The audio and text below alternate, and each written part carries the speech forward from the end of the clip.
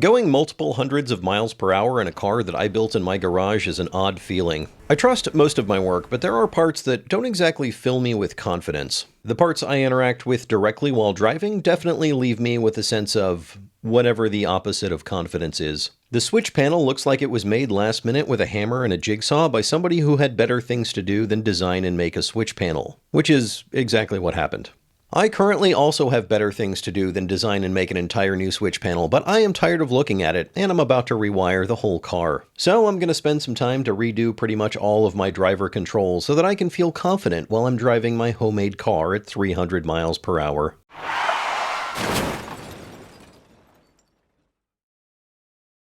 I'm a little picky when it comes to buttons and switches. I want them to be not only in the right place, but I want them to feel a certain way. There are a lot of crappy buttons out there that don't give you any feedback and feel like pressing on a stale pancake. I need tactile feedback, and I need noticeable force to press the button. I also want different feel for different functions, like my radio button should be easy to press, but my starter button shouldn't be pressed unless I really mean it. Most of these switches are the correct type of switch, and most of them are in basically the correct place. Also, most of them are rusty and corroded, and I couldn't even remove this one without destroying it, which is a bummer because it was my favorite one. So I'm going to buy some new switches, I'm going to make a new switch panel, I'm going to make new parachute pulls, I'm going to install a new throttle, I'm going to mount a new dash, and while we're at it, I'm going to make a new seat.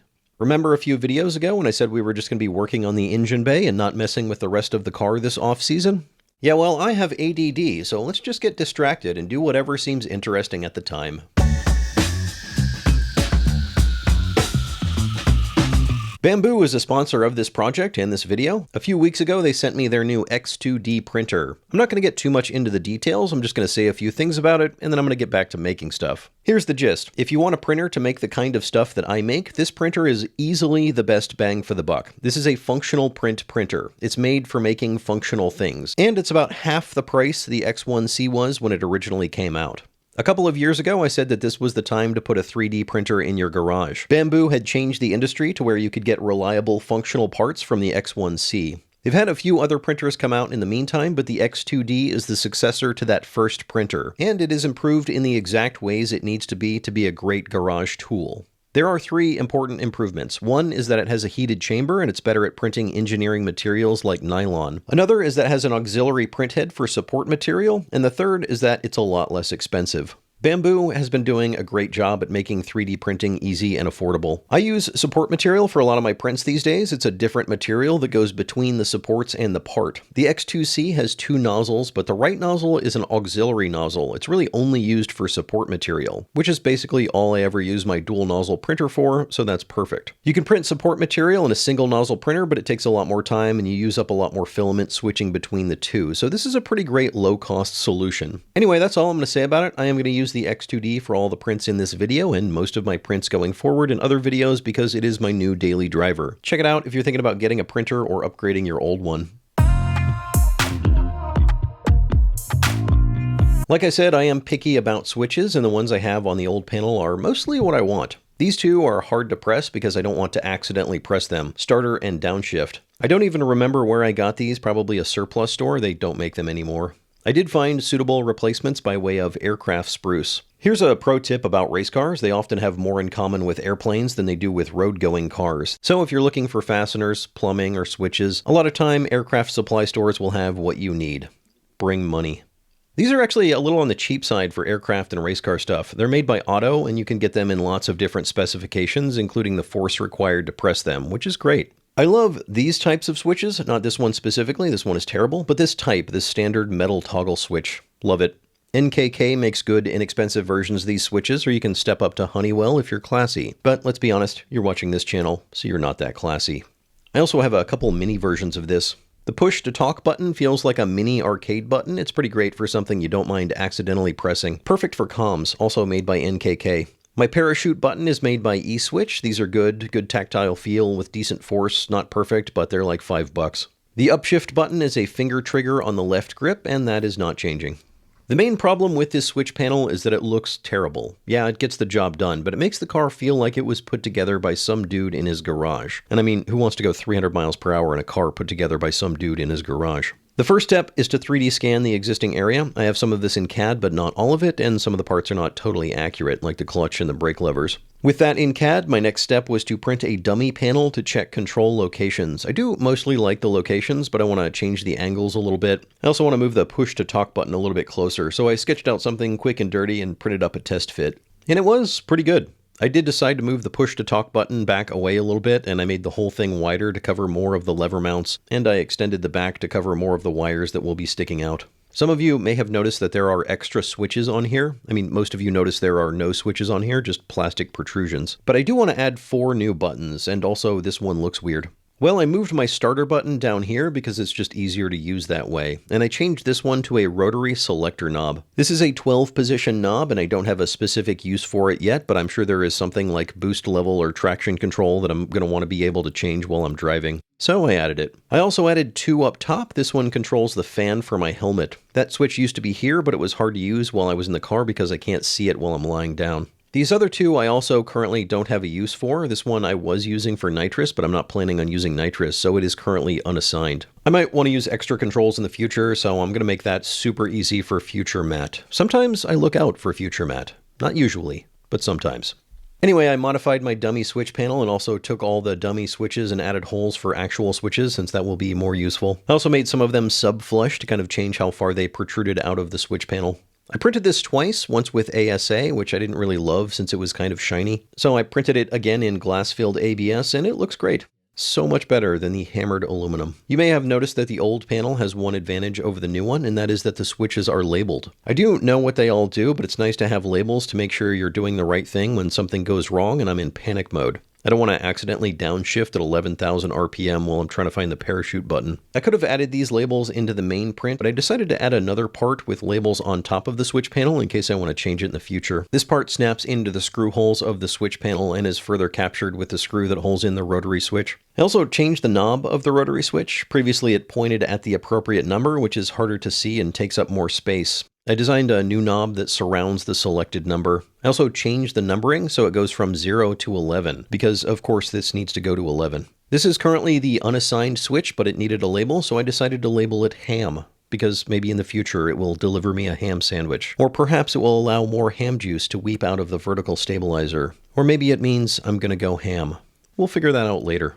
The next thing I'm swapping out is the throttle. I was using a cable throttle as though it was 1995. I tried previously to swap to throttle by wire without success, but I have since upgraded my ECU, and I will henceforth be using throttle by wire. I'm sticking with motorcycle controls for this car, and for the throttle, I'm going to use the sensor from a Harley-Davidson. This slides into the inside of the throttle tube. The outside is held from rotating by a couple of tabs coming off, and the inside is rotated with a sleeve that grabs onto these splines out here. The sleeve is held in place with these mounts that I printed. My tube is apparently a little bit bigger on the inside than it needs to be, so I added some electrical tape as a spacer. To get the wires from the inside to the outside of the handlebars, I drilled a 3/8 hole here. To get the connector through the hole, I simply held the camera with one hand while sliding and rotating the throttle sensor in with the other.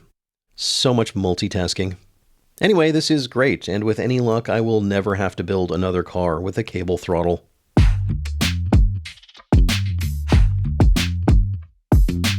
Some of you remember that I made these parachute pulls a while back. These release my parachutes when you pull on them. I have a parachute button, but by rule you have to have a manual release. These worked pretty well until the base started to crack because I did not make it strong enough. We reinforced it with zip ties, but the cracking got worse and it needs to be replaced. The old ones had a detent spring in them, so it was hard to accidentally activate them, but this was clunky and it was hard to adjust right. What I really want is a spring inside, a spring-loaded return. So I designed one with a spring inside the print. This is all printed as one piece, even though these two parts move separately, and I added a spring in the print partway through. You can do this pretty easily in the slicer. You just set it to the layer you want to pause on, right-click, and select Add Pause. The printer will stop printing at that layer, and you just drop in your spring, or whatever else you want to be forever trapped inside your print. I'm using glass-filled ABS, which is my favorite overall functional filament. I'm also using ABS support, which leaves a nice underside surface finish. More importantly, it dissolves in limonene. Limonene is a citrus-based solvent. You can leave your part in a bath of limonene for a few hours and the supports dissolve away.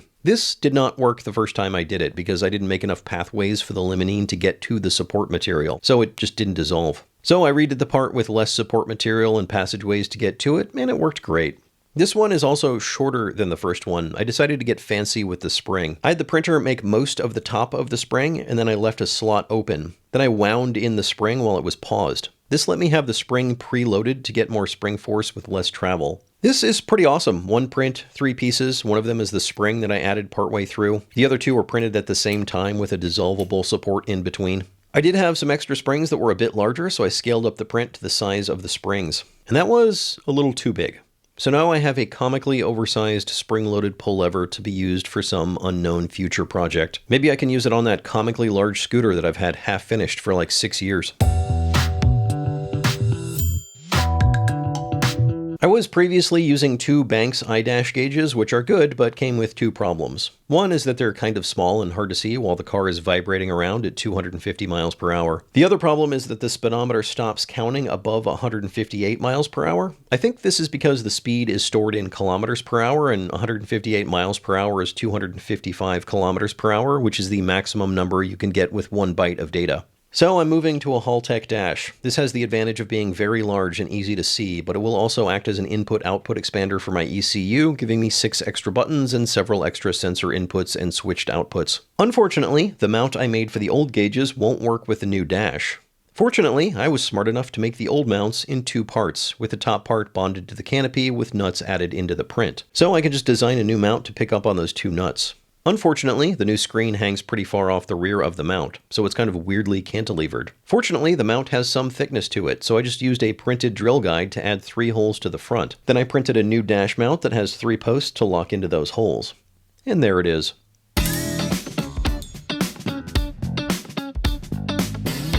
Since we were classing up the driver area, we decided it would be a good time to add some safety. In redoing all of the driver controls, I was reminded that I don't have any foot controls. No brake pedal, no accelerator pedal, no foot clutch or shifter. It's all done with my hands. This will be excellent if I ever lose my legs in a car crash, but really, what are the odds of that? The driver compartment is pretty narrow, but it's a lot wider than it needs to be for my legs. I have leg nets to keep my legs in the vehicle at all times, but they could be violently banging around against the car and each other, and that doesn't sound very cash money. So I decided to fill all the unused space with foam, and no, I did not use cheap insulating foam from the hardware store.